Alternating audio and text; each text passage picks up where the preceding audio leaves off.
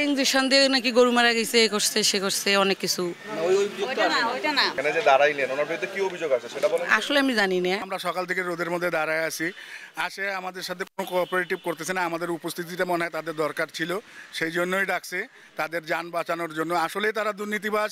বরাদ্দ থাকে 100 টাকা, কিন্তু দেওয়া হয় এই যে একটি কলম 5 টাকা। বুধবার রংপুর সদর উপজেলা প্রাণী সম্পদ কর্মকর্তা রহমত আলীর বিরুদ্ধে দক্ষতা উন্নয়ন প্রশিক্ষণে খামারিদের সম্মানী ভাতা, নিম্নমানের খাবার দেয়া সহ বিনামূল্যের ঔষধ বিতরণ না করে লাখ লাখ টাকা হাতিয়ে নেওয়ার অভিযোগ তুলে সংবাদ সম্মেলন করে ডেইরি ফার্মার্স অ্যাসোসিয়েশন। এর একদিন পর বৃহস্পতিবার নিজের পক্ষে মানববন্ধন করতে কয়েকজন উপকারভোগীকে মিটিংয়ের কথা বলে অফিসে ডাকেন। এ সময় তাদের হাতে মানববন্ধনের ব্যানার ধরিয়ে দেন প্রাণী সম্পদ কর্মকর্তা রহমত আলী। যদিও খামারিদের কেউই বলতে পারেননি তারা মানববন্ধনে কেন দাঁড়িয়েছেন।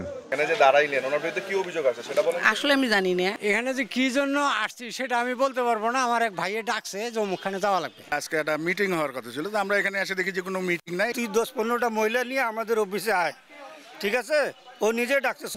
নগদে 500 টাকা বা তার বেশি পেমেন্টে পেতে পারেন ঢাকায় জমিসহ 20 কোটি টাকার পুরস্কার। একই দিন সংবাদ সম্মেলন করে নিজের পক্ষেই ছাপাই দেন অভিযুক্ত রহমত আলী।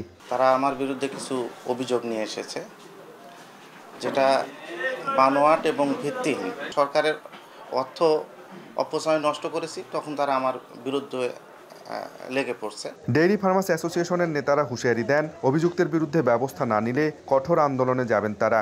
আমরা যে অভিযোগ করতেছি বা উনি যে অভিযোগ করতেছে সমস্তগুলো পরিষ্কার হওয়া দরকার, তাতে যার যেটা বিচার হবে সেটা সবাই আমরা মেনে নেব। রহমত আলী সাহেবের যদি উপযুক্ত বিচার না হয় আমরা কঠোর আন্দোলনে যাব, কারণ কি রংপুর শহরে ডেইরি অ্যাসোসিয়েশন অনেক শক্ত। যদিও জেলা প্রাণী সম্পদ কর্মকর্তা বলছেন তদন্ত করে ব্যবস্থা নেওয়া হবে। আব্দুর রশিদ জীবন, সময় সংবাদ, রংপুর।